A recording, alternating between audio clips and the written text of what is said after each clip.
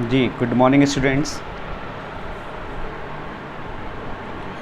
देखिए, ये एक न्यू टॉपिक है, फ्रेजेस एंड क्लाउजेस।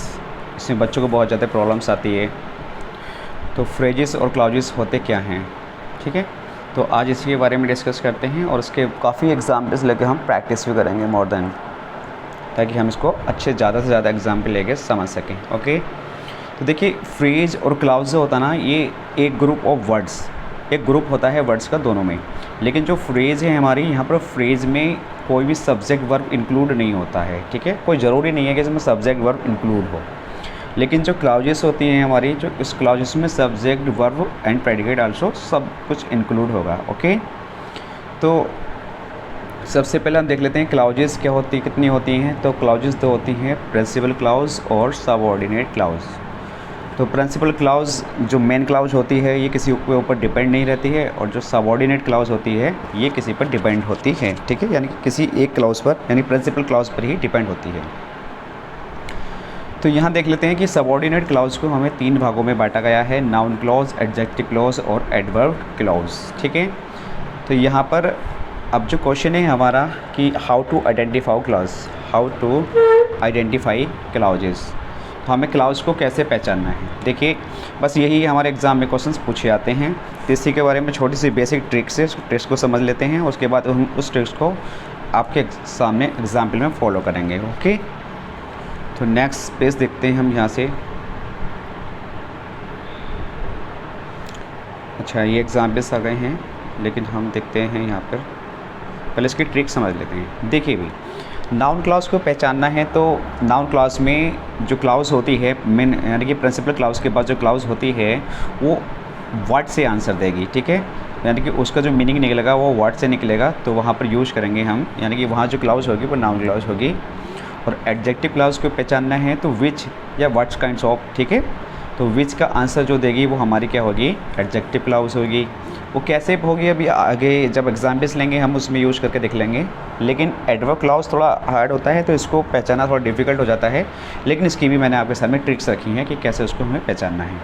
देखिए, जो क्लाउज हमारी व्हेन, वेयर, वाई और हाउ का आंसर देगी, या किसी भी क्लाउज में कंपैरिजन दिखाया जाए, कॉन्ट्रास्ट दिखाया जाए, कंडीशंस दिखाया जाए, रिजल्ट दिखाया जाए, या रीज़न या पर्पज़ etc, ठीक है, ये चीज़ दिखाई जाएगी, तो वहाँ पर कौन सी क्लाउज होगी, हमारी एडवर्ब क्लाउज होगी।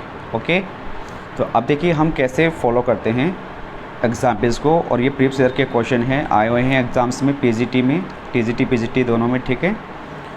तो देख लेते हैं हम इसको कि कैसे हम इसको पहचान पाते हैं। देखिए, यहाँ पर एक क्लाउज है हमारे, आई सा ए गुड बॉय, एक सेंटेंस है यहाँ पर, आई सा ए गुड बॉय। ये पूरा प्रिंसिपल क्लाउज में बना हुआ है, सबऑर्डिनेट क्लाउज में अभी है ही नहीं, ठीक है। और ये अपने आप में सिंपल सेंटेंस है, सिंपल सेंटेंस, ठीक है। तो सेंटेंस पूछा जाए यहाँ पर कौन सा है, तो ये सिंपल सेंटेंस है। लेकिन अभी मैंने आपको ये भी बताया था कि फ्रेजेस किसे कहते हैं। तो इस यहाँ देखिए रहा, एक मिनट, ये एक गुड बॉय लिख रहा है, ये जो एक फ्रेज़ है, ठीक है। यहाँ पर ये क्या है, एक फ्रेज़ है। ये कैसी फ्रेज है, इसके बारे में कैसे पता चलेगा। देखिए, जो बॉय है, बॉय से पहले जो गुड एडजेक्टिव यूज़ हो रहा है वो यहाँ पर इस बॉय की विशेषता बता रहा है, ठीक है। तो यहाँ पर जो ऐसे वर्ड जो किसी नाउन या प्रोनाउन की विशेषता बताते हैं तो वो क्या कहलाते हैं, एडजेक्टिव कहलाते हैं। और यहाँ पर ये 3 वर्ड से मिलके बनी है, ए, गुड और बॉय से, तो यहाँ पर ये फ्रेज़ है। लेकिन कैसी फ्रेज़ है, तो यहाँ पर ये एडजेक्टिव फ्रेज़ है, क्योंकि यहाँ पर बॉय की विशेषता बताई जा रही है, ठीक है। अब देखिए नेक्स्ट एग्जाम्पल, जब यहाँ पर हमारे एग्ज़ाम में तो एग्जाम्पल आते हैं, क्वेश्चंस आते हैं, वो किस बेस पर आते हैं, एक मिनट। देखिए, हमारे एग्ज़ाम में इस तरीके का सेंटेंस दे देगा कि आई saw a boy who was good, तो यानी कि हमें अंडरलाइन करके दे देगा कि ये जो हु वाज गुड है ये किस तरीके की फ्रेज़ है, ठीक है। तो अब हमें इसे पहचानना, आई सा मैं जानता हूँ, सॉरी, आई सा मैंने देखा a boy who was good, जो कि क्या था, गुड था। तो देखिए, यहाँ पर जो क्लाउज है ये, अगर ये क्लाउज इससे पहले कोई नाउन आ रहा है, क्लाउज से पहले, ठीक है, इस क्लाउज से पहले अगर कोई नाउन आ रहा है और ये क्लाउज हमारी इस नाउन को स्पेसिफाई कर रही है, इसकी विशेषता बता रही है, तो ये हमेशा एडजेक्टिव क्लाउज होगी। सीधी ट्रिक इसकी सिंपल सी ये है कि इस क्लाउज से पहले 100% यहाँ पर कोई ना कोई नाउन होएगा, कोई ना कोई नाउन होएगा, तो वो यहाँ पर 100% क्या होगी, हमारी एडजेक्टिव क्लाउज होगी, क्या होगी, यहाँ पर एडजेक्टिव क्लाउज होगी।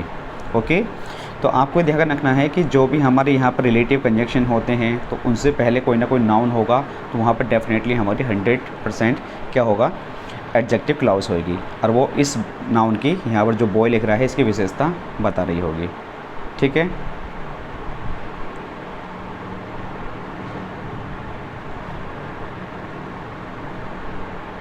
देखिए नेक्स्ट एग्जाम्पल देखिए। अब नेक्स्ट एग्जाम्पल है आई saw a boy that is my friend. तो यहाँ पर भी वही कंडीशन फॉलो की गई है कि दैट इज़ माई। एग्जाम में क्या दे देगा आपको कि दैट इज़ माई फ्रेंड, जो इसके नीचे अंडरलाइन करके दे देगा और पूछ लेगा आपसे ये क्लाउज है, ये कौन सी क्लाउज है। 3 प्रकार की क्लाउज बताई थी मैंने, नाउन क्लाउज, एडजेक्टिव क्लाउज और adverb clause.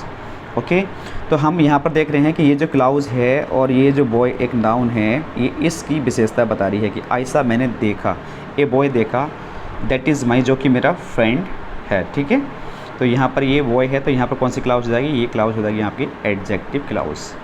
Okay, next example देखिए आप। I know that he is a boy. I know मैं जानता हूँ, क्या जानता हूँ, क्या जानता हूँ। तो यहाँ से दैट के नीचे अंडरलाइन करके ये इंक्लूड कर सकता है वर्ड, और आपसे पूछ सकता है कि ये किस प्रकार की क्लाउजेस है।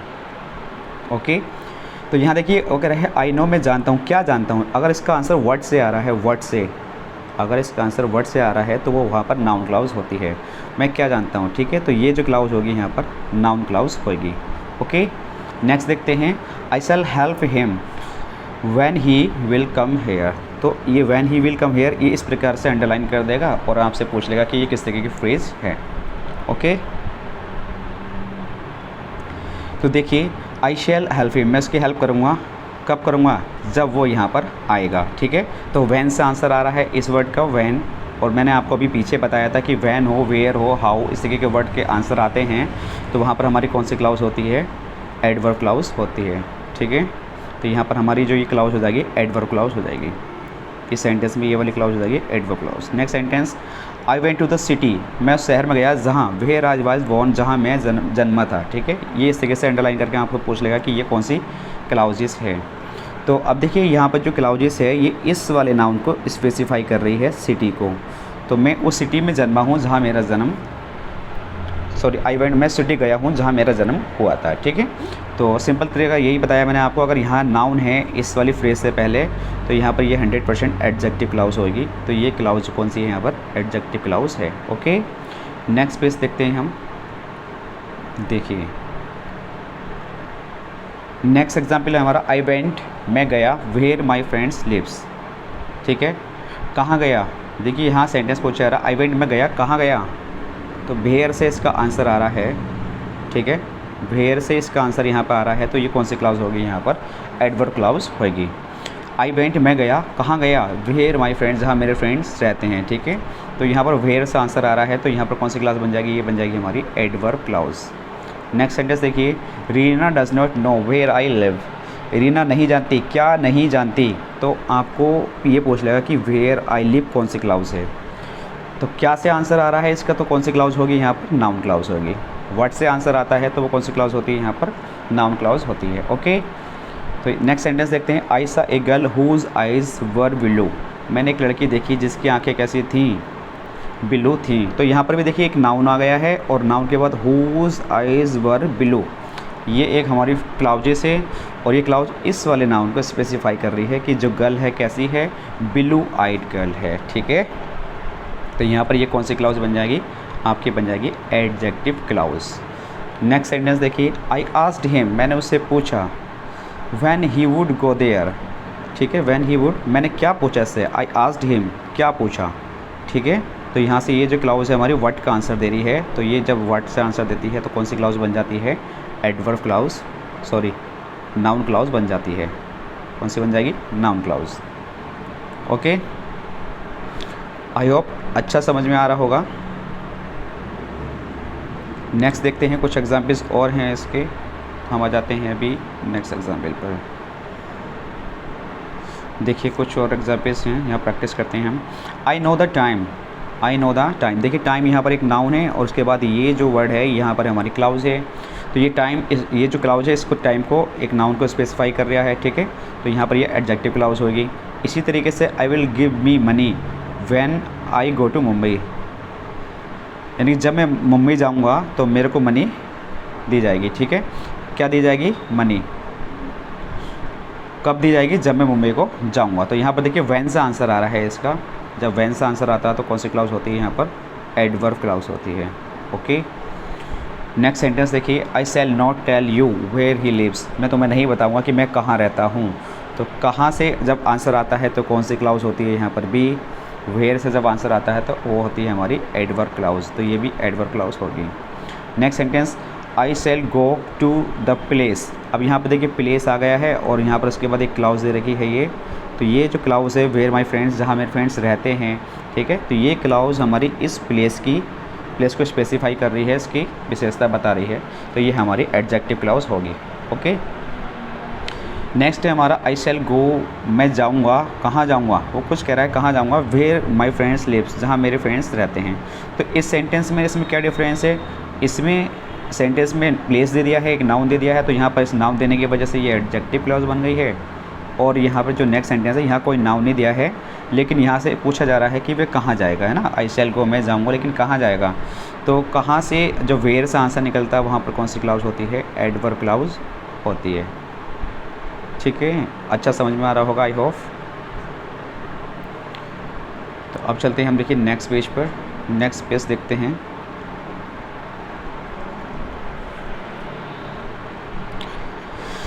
नेक्स्ट पेज है हमारा, नेक्स्ट सेंटेंस है हमारा, देखिए you will pass if you work hard.